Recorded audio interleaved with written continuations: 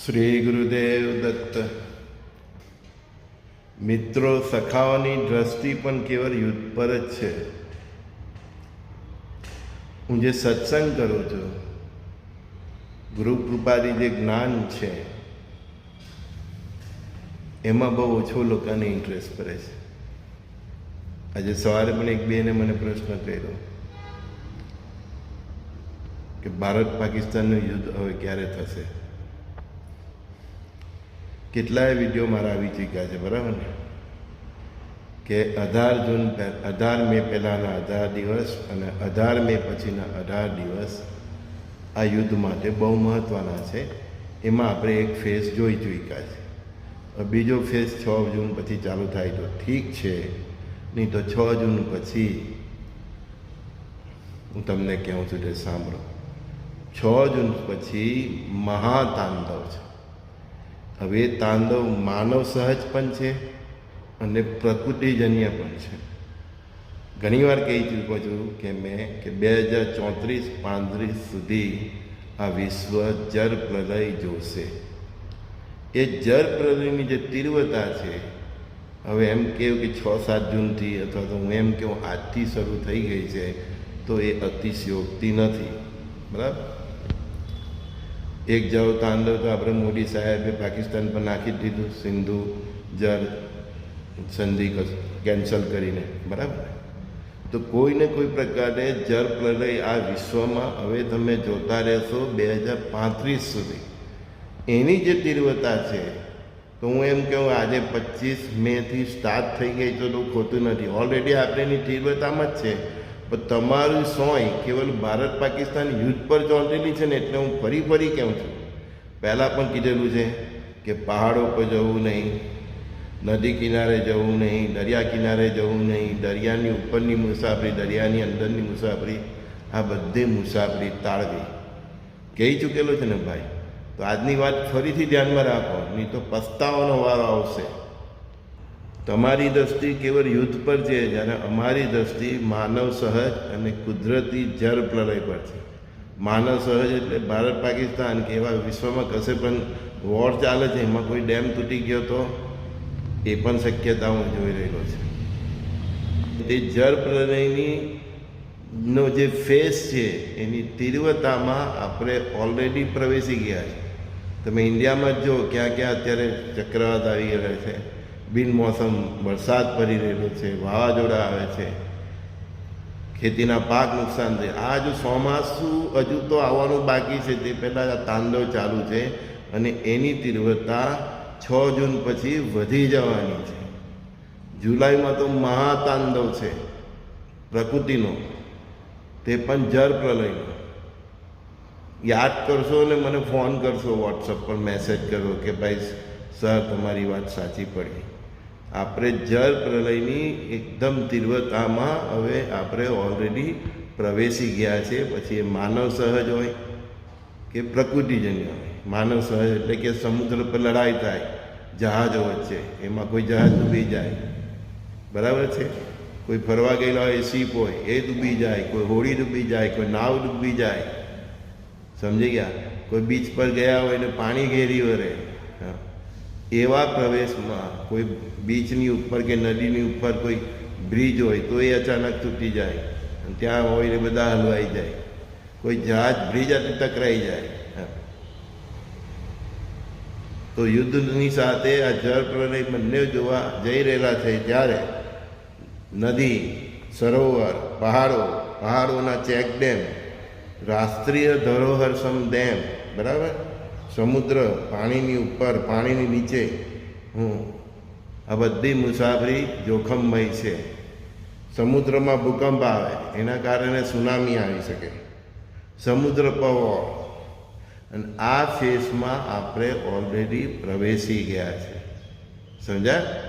હા, આ વખતેનું ચોમાસું નહીં, જળ તાંડવ છે. સમજાઈ ગયું તમને? એટલે બધા જે તમે હિલ સ્ટેશનો ફરવા જતા હોય ને, આગળ તમે વીટી ચૂકેલી ઉપરના ચેકડેમ તૂટી જાય તો બહુ વરસાદ પડે તો પાણીઓના ધોધ વહી જાય ને બધું તણાઈ જાય, ગાડીઓ તણાઈ જાય, મકાન તણાઈ જાય ને મુસાફરો પણ તણાઈ જાય. એ ફરી આ જોવા મળશે. એ લોકોને બે હવા જ છે ને ફરવા જવાના બધા, હિલ સ્ટેશનોમાં. આપણા ઇન્ડિયાની વાત નહીં કરતો હું, આખા વિશ્વની વાત કરું છું. આ જે વાત છે ને મારી તે આખા વિશ્વની છે. તેમાં આપણે પણ જે ઇન્ડિયાના જે બધા હિલ સ્ટેશનો પર જાઓ છે ને, હા, અને આ જળપ્રલય આ વખતેનો દિવાળી પછી પણ ચાલુ રહેવાનો, સમજી ગયા? હા, સાંભળી લેજો, બીજી વાર કેવું છું, દિવાળી પછી પણ જળપ્રલય ચાલુ રહેવાનો છે. હા, ને સુનામી આવવાની જ છે. એટલે આ દીવ, દમણ, ગોવા જેવા આવા જેટલા પણ ટુરિસ્ટ સેન્ટરો છે, ઇન્ડિયાના નહીં, વિદેશના, શ્રીલંકા, બરાબર ને, આ વિદેશના પણ, એનાથી દૂર જ રહેવાનું. ભાગવાનો પણ મોકો નથી મળવાનો. જુલાઈમાં જ જોજો નહીં કેવું તાંડવ થાય છે, બરાબર?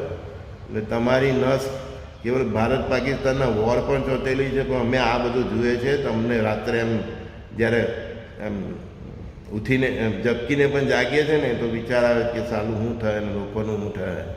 હે, કારણ કે અહીંયા 10 વાર કે તો લોકોને સમજમાં નથી આવતું. કેટલી વાર મારે બોલવું પડે છે. ખાલી યુદ્ધની સૌથી વધારે વિનાશ 2033 સુધી આ પૃથ્વી પર જળ પ્રલયથી થવાનો છે. અનેક સુનામીઓ જોવાના છે, અનેક ડેમ તૂટવાના છે, અનેક ચેકડેમ તૂટવાના છે, અનેક નદીઓ અને સમુદ્ર પરના બ્રિજ તૂટવાના છે. સમજાઈ ગયા ભાઈ? હા, જે પણ દરિયા કિનારે રહેતા હોય, બીચ પર રહેતા હોય, જે ટાપુ હોય એવા કે આજુબાજુ કેવલ પાણી હોય, એ બધાના માથા પર હવે આજથી જ કેવું તો ચાલે, કારણ કે હાથ જૂનો બહુ દૂર નથી, બરાબર ને? તો આજથી જ કેવું તો ચાલે, એ બધાના માથા પર તલવાર લટકે છે. અને એટલી સેકન્ડમાં 2 માળ જેવું પાણી આવી જાય, 3 માળ જેવું પાણી આવી જાય કે ભાગવાનો પણ ટાઈમ નહીં મળે. એવા સમયમાં આપણે પ્રવેશી ગયા છે. તમને બહુ ડર નહીં થાય ને ગભરાટ નહીં થાય એટલે હું અત્યાર સુધી 6 જૂન સુધીની થાય એમ તમને ક્યાં કહેતો હતો. અને તે પછી પણ હું કહેતો જ હતો કે 6 જૂન પછીનો પણ સમય બહુ કઠિન છે. અને ભારત પાકિસ્તાનનું વોરનું મોદીએ જે હિસાબ કરવાનો છે ને આ પાકિસ્તાનનું ખાતેનો, એ 6 જૂન સુધીમાં નથી કરતા ને ભાઈ, તો પછી એ સંગ્રામ મહાસંગ્રામમાં ફેરાઈ જવાનો. તો એક બાજુ આ યુદ્ધ, બીજી બાજુ જળ તાંડવ, જાય તો કાં જાય એવી હાલત મનુષ્યની થઈ જવાની છે. આપણા ભારતની નહીં, વિશ્વના દરેક રાષ્ટ્રની કોઈ બાકી નથી રહેવાનું. કારણ કે બ્રહ્માંડમાં જ્યારે રચના થાય ને પ્રલયની, પ્રકૃતિના પ્રલયની, ત્યારે એની ઇફેક્ટ દરેક દેશને થાય, દરેક રાષ્ટ્રોને થાય. એમાં મોદી સાહેબ ડેલિગેશન મોકલા કરે છે. 7 ડેલિગેશન છે, 33 દેશમાં જવાના છે.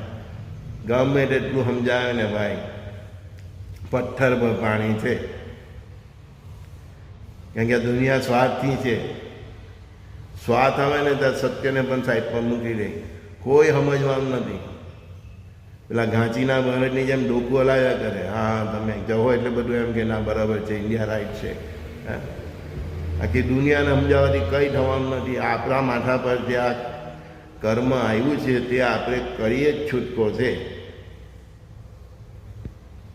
6 જૂન સુધીમાં થઈ જાય ઠીક છે ને, 6 પછી તો એવું તો મહાતાંડવ છે.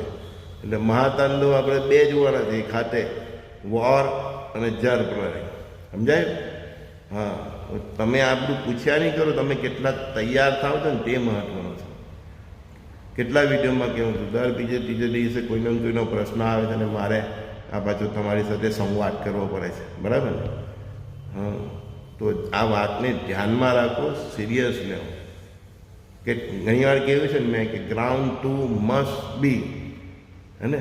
ઓછામાં ઓછું ગ્રાઉન્ડ 2+2 નું મકાન હોવું જોઈએ. કેટલાય વિડીયોમાં કહેવું છે કે 2 મકાન 3 મકાન લેતા હોય ને એની જગ્યા પર ગ્રાઉન્ડ +2 મસ્ટ 2. એમને નથી કહેતો ભાઈ. દરિયો બીચ પર એવી હાલત કરવાનો છે ને, જે બધા નાગા થઈને ફરે છે ને, હા, એની પાટલો ન રહી જવાની છે. ત્યાં જિંદગીમાં નામ નથી લેવાનું લોકો બીચ પર જવાનું. એવા હવે જળ તાંડવ 2035 સુધી થવાના છે. સમુદ્ર લક્ષ્મીજીના પિતા છે. ત્યાં જેટલા નાગા નાચશો ને એટલી લક્ષ્મી તમારી ચડ્ડી ઉતારી નાખે. સમજી ગયા? શાસ્ત્રોમાં ખબર છે ને, લક્ષ્મીજીના પિતા કોણ છે? સમુદ્ર.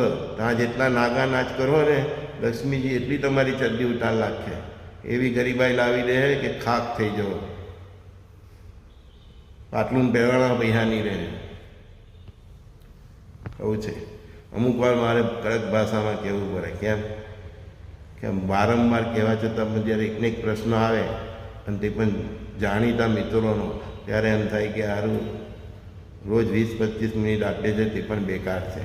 પણ શું કરું, પરમાત્માએ કર્મ આપેલું છે, જ્યાં સુધી જવાબદારી આપેલી છે ત્યાં સુધી આવતો રહીશ, બોલતો રહીશ. જેના નસીબમાં હશે, ભાગ્યમાં હશે તે સાંભળશે, બાકી તો હરી કરે શું હોય. બરાબર ને? અને જે લોકોને પણ જીવનમાં ગંભીર પ્રશ્નો હોય તો સુરત મારી ઓફિસે આવીને રૂબરૂ મળવું. દરેક પ્રશ્નનો જવાબ ફોન પર કે વોટ્સઅપ પર નથી હોતો. મારો નંબર આપ્યો જ છે બધાને, 7405323000, 7405323000. ફરી કહું છું, યુદ્ધ થવાનું જ છે. ભારત પાકિસ્તાનનું મહાસંગ્રામ હવે થવાનું છે. 6 જૂન પહેલાં નહીં પહોંચ્યું તો એમાં બધા હલવાઈ જવાના છે. ભારત જ જીતવાનું છે. પીઓકે પણ આવવાનું છે. બલુચિસ્તાનને આઝાદી પણ મળવાની છે. બાકીના પીઓકેના ટુકડા થઈ જવાના છે પાકિસ્તાનમાં. બાંગ્લાદેશના ટુકડા થવાના છે. તે પછી ચીન આપણી સામે આવે છે, એને આપણે ટુકડા કરવાના. તુર્કીઓ કોઈને આપણે છોડવાના નથી. જ્યારે આટલું મહાસંગ્રામ કરવા જઈ રહેલો હોય, ટાઈગર જિંદા થઈ ગયા હોય, તો એક સિટીઝન તરીકે આપણે પણ કેટલી તૈયારી રાખવી જોઈએ એ આપણી સમજની વાત છે. 6-7 વર્ષ ભારત મહાયુદ્ધ સામેથી વોર કરવા જવાનું છે. સમજી ગયા? અત્યારે બધા નરેન્દ્ર મોદીની પકડા કરે છે ને કાન, મોદી ડર ગયા ભર ગયા, કે ભાઈ એ જાગી જાય ને આખાને ભારે પડવાનું છે બધાને. એની શું મજબૂરી હશે તો પરમાત્મા જાણે. હા, પણ ત્યારે જ પતાવી દીધું તો બહુ સસ્તામાં પતી જશે. બરાબર? પણ હવે ભારત એ કરવાનું છે, એનો ઇતિહાસ લખાવવાનો છે ને એના કારણે દુનિયા ભારતને મહાસત્તા તરીકે સ્વીકાર કરી લેવાની છે. અમેરિકા, રશિયા તો કંઈ જ નથી. એવું આખું વિશ્વ કહેશે કે ખરેખર સાલું વર્લ્ડ ચેમ્પિયન મહાસત્તા તો ઇન્ડિયા જ છે. પણ એની સાથે આજે જળ પ્રલયનો તાંડવ છે ને ભાઈ, એ સૌથી વધારે ખતરનાક છે. પાછું ભૂકંપ, બરાબર? જળ પ્રલયની હાથે ચક્રવાત તો ખરું જ, એ ભૂલતા નહીં. ઘરને ઘર ઉડાડી દે એવા ચક્રવાત આવવાના છે. સમજી ગયા? એટલે તમે મારી વાતો સાંભળો છો તો એનું પાલન કરો, સજ્જ રહો. જેનું જેવું જીવન છે એ પ્રમાણેની તૈયારી રાખીએ. બરાબર? 6 મહિના, 8 મહિના, 9 મહિના, વરસ ઘરના રોટલા ખાવા પડે તો આપણા ઘરના જે રીતના ખર્ચા છે એ પ્રમાણે સજ્જ રહો. કંઈ નહીં તો અનાજ, દવા, પાણી, આ તે થોડા પૈસા તમારી શક્તિ પ્રમાણે રાખો. બરાબર ને? ભારત યુદ્ધ કરે કે નહીં કરે, જળ પ્રલય પણ દુનિયાને છોડવાની નથી. પણ ભારત યુદ્ધ કરવાનું છે, ડંકીની ચોટ પર કરવાનું છે. અને હવે દુશ્મનની રાહ નથી જોવાનું કે આપણી પર આક્રમણ કરે ને. હવે આપણે બધાના હિસાબ જ પૂરા કરવાના છે, બધાનું પિક્ચર જ પૂરું કરવાના છે. અને જે કંઈ પણ ત્રાસ આપણા રાષ્ટ્રને છે, રાષ્ટ્રની અંદર છે ને રાષ્ટ્રની બહાર છે, એ બધાને ઝીરો કરવાનું છે. એટલે દેશની અંદર જે ગદ્દારો છે એ પણ સાવધ થઈ જાય. દેશની બહારવાળાને તો સેના ઠોકી જ દેવાની છે, પણ દેશની અંદર રહેલા ગદ્દારોને પણ છોડવાના નથી. ચાહે કોઈ કેટલામાં કેટલો મોટો ટોપી પણ કેમ નહીં હોય. સમજી ગઈ? કેટલા ગદ્દારો તો ગાયબ થઈ જાય, દેખાયા પણ નહીં. પૃથ્વી પર કાં ગયો, સમુદ્ર ગળી ગયો કે જમીન ગળી ગઈ. સમજી ગયું? ચાલો ત્યારે સંજય બોરીવાલાના સર્વે સખાવા મિત્રોને પ્રણામ. મારો વોટ્સએપ નંબર છે 7405323000, 7405323000. સજ્જ રહેવ, સાવધ રહેવ, સાત્વિક રહેવ અને ચરિત્રવાન રહેવ. બસ આગળનો સમય અગ્નિપથ છે. અને સાથે જળ પ્રલય અને જળ પ્રલયનો છે, ચક્રવાતનો છે, ભૂકંપોનો છે. પરમાત્મા 2 ઘંટી માનવ સહજ એટલે કે યુદ્ધ અને પ્રકૃતિ સહજ પ્રલયની વચ્ચે 2 ઘંટીના પળ વચ્ચે માનવ જાતિને પીસવાની છે. એમાં જે વચ્ચેનો ફૂટ છે તે ધર્મ છે. એ ધર્મના સાથે જે રહેશે તે જ બચશે. શ્રી ગુરુદેવ દત્ત.